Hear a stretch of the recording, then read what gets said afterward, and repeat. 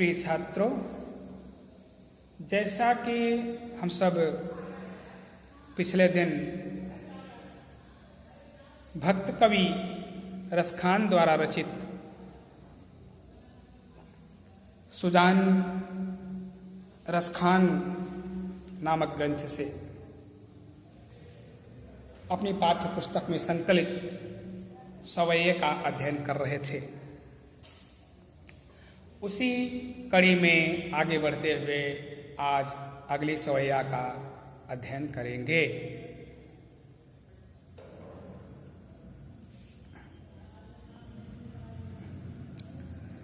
धूरी भरे अति शोभित श्यामजू, तैसी बनी सिर सुंदर चोटी, खेलत खात फिरे अंगना, पग पैजनी बाजत पीरी कछोटी। वा छवि को रस खान बिलोकत, वारत काम कला निज कोटि, काग के भाग बड़े सजनी, हरि हाथ सो ले गयो माखन रोटी। प्रस्तुत सवैया में भगवान कृष्ण के बाल छवि का वर्णन रसखान कवि ने किया है।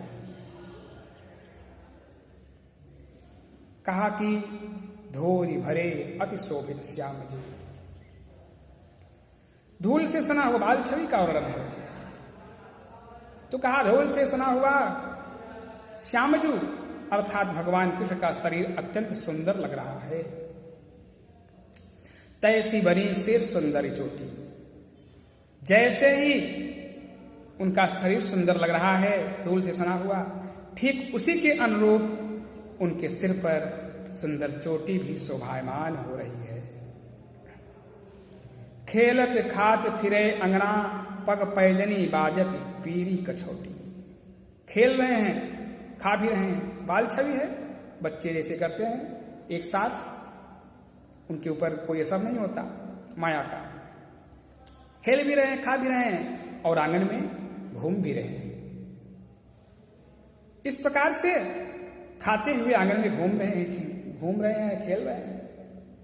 पग पैजनी बाजती पीरी कछोटी, उनके पैरों में जो पैजनी, जो घुंघरू बंधे हुए हैं वो बज रहे हैं, मीठी आवाज उत्पन्न कर रहे हैं। और पीरी कछोटी माने उनके कमर में पीला कच्छा शोभायमान हो रहा है। कहा कि वा छवि को रसखान बिलोकत, वारत काम कला निस्कोटी।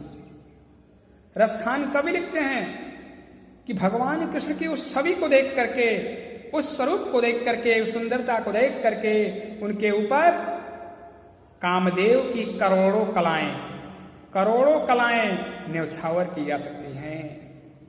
वारत काम कला कोटि, कामदेव सुंदर माने जाते हैं, सुंदरतम व्यक्तियों में माने जाते हैं। तो कहा उनकी उस छवि पर एक नहीं करोड़ों कामदेव की कलाएं न्यौछावर की जा सकती है। काग के भाग बड़े सजनी, हरि हाथ से ले गए माखन रोटी। रसखान कवि लिखते हैं सजनी यानी सखी। सखी कौन है? उनकी संत मंडली अपने संतों भाइयों से कह रहे हैं, सखियों, मेरे संतों भाइयों, काग के भाग, वो कौवा बड़ा भाग्यशाली था। वह कौवा बड़ा ही भाग्यशाली था जो हरि हाथ से ले गए माखन रोटी, जो भगवान कृष्ण के हाथों से मक्खन रोटी छीन करके ले गया, उनका प्रसाद पाया उठा। धूरी भरे अति शोभित श्यामजू, तैसी बनी सिर सुंदर चोटी। रसखान कवि लिख रहे हैं भगवान कृष्ण के बाल छवि का वर्णन करते हुए कि धूल से सना हुआ भगवान कृष्ण का शरीर अत्यंत सुंदर लग रहा है, अत्यंत शोभा का पात्र दिखाई पड़ रहा है, बहुत सुंदर लग रहा है।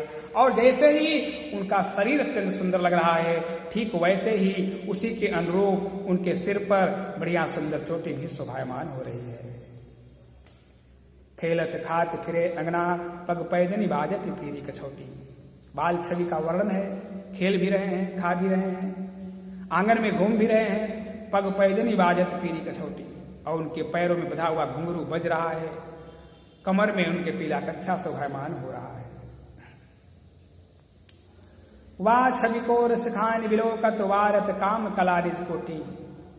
रसखान कवि लिखते हैं कि भगवान कृष्ण के उस स्वरूप को देख करके उस बाल छवि का जो उसमें स्वरूप दिखाई पड़ रहा है, उस स्वरूप के सामने कामदेव की करोड़ों कलाएं न्यौछावर की जा सकती हैं, वारत यानी न्यौछावर की जा सकती हैं। काग के भाग बड़े सजनी, हरि हाथ सो ले गयो माखन रोटी। रसखान कवि ने लिखा, कहा अपने संतो भाइयों से, कहा सजनी यानी सखी यानी संत मंडली, भक्त हैं, भक्त कवि रसखान है, तो उनकी संत मंडली ही उनकी सखी बन गई। तो रसखान कवि ने लिखा कि सजनी, संतो भाइयों, मेरे संतो भाइयों, मेरे सखियों, वह कौवा बड़ा ही भाग्यशाली था जो कि भगवान कृष्ण के हाथों से माखन रोटी, उनका जूठा प्रसाद छीन करके ले गया, वो प्रसाद का पात्र बना। इसी कड़ी में आगे बढ़ते हुए अब अगले सवैया छंद की व्याख्या करेंगे। जागिनते वह नंद का छोहरा, या बन धेनु चराई गयो है, मोहनितान निगोधन गावत, बेनु बजाई रिझाई गयो है। वा दिन सो कछुटो ना सुकै, रस खान हियई में समाई गयो है, को न काहू के काई करे, सिगरो ब्रजवीर बिकाई गयो है। भगवान कृष्ण की बाल छवि का अध्ययन आपने ऊपर किया सवैये में। अब बाल छवि से थोड़ा सा अब वो बड़े हो गए हैं, तो अपने मित्रों के साथ, गोपालों के साथ गाय चराने के लिए जंगल में स्वयं जाया करते हैं। उनके स्वरूप को देख करके, उनके स्वरूप में आसक्त कोई गोपिका अपने सखियों से कह रही है, उनके बारे में क्या कहती है, जा दिन ते वह नंद का छोहरा, या बन धेनु चराई गयो है। छोहरा यानी बालक, वो अपने सखियों से कह रही है कि जिस दिन से वो नंद का छोहरा, वो नंद का बालक इस वन में आकर के और गाय चरा करके गया हुआ है, मोहनी ताननी गोधन गावत, बेनु बजाई रिझाई गयो है। अपनी मोहनी तान से, अपने मधुर ध्वनि से गोधन गावत, गोधन गीत होता है जो गायों के बीच में रह करके गीत गाया जाता है। अपने यहाँ अपनी परंपरा में हर पर्व के लिए, हर स्थान के लिए एक अलग प्रकार के गीतों का निर्माण किया जाता है, गाया जाता है। ये गोधन गीत है, गायों के बीच में गाया जाने वाला भी गीत है। तो कहा कि अपनी मोहनी तान से, मधुर ध्वनि से गोधन गीत गाते हुए बंसी को बजा करके रिझाई गए हो। रिझाना माने खुश करना, सबके प्राणों को खुश करके चला गया है।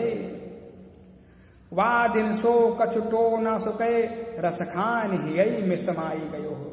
उस दिन से ऐसा लगता है कि जैसे वो सबके ऊपर कुछ टोना कर दिया हो, कुछ जादू कर दिया, मार दिया हो। वह रसखान, वह रसों का खान अर्थात कृष्ण सबके हृदय में समाई गए हों, सबके हृदय में बस गया है, सबके हृदय में अपना स्थान बना लिया है। को न काहू की कहानी करें, सिंगरो ब्रजवीर बिकाई गए हो। उस दिन से ऐसा लगा है कि कोई भी गोपिका अपने किसी भी प्रकार की मर्यादा का कोई काम करना मन ध्यान ही नहीं दे रही है, सब उसके बस में हो गई हैं।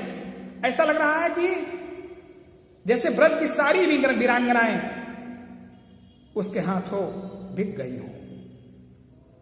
सिंगरो ब्रजवीर बिकाई गई हो। ब्रज की सारी वीरांगनाएं, सिंगरो यानी संपूर्ण, ब्रज की सारी वीरांगनाएं, संपूर्ण वीरांगनाएं उसके हाथों बिक गई हो।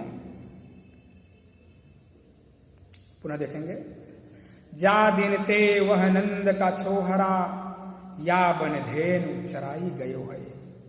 कोई एक गोपिका जो कृष्ण के स्वरूप में एकदम आसक्त है, अपने सखियों से कह रही है कि जिस दिन से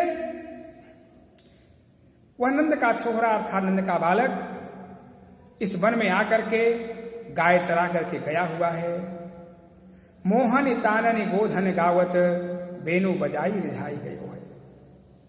अपने मोहनी तान से, अपनी मधुर ध्वनि से गायों के बीच में रहकर के गोधन गीत गाया है, बंसी बजाते हुए सबके प्राणों को खुश कर दिया है।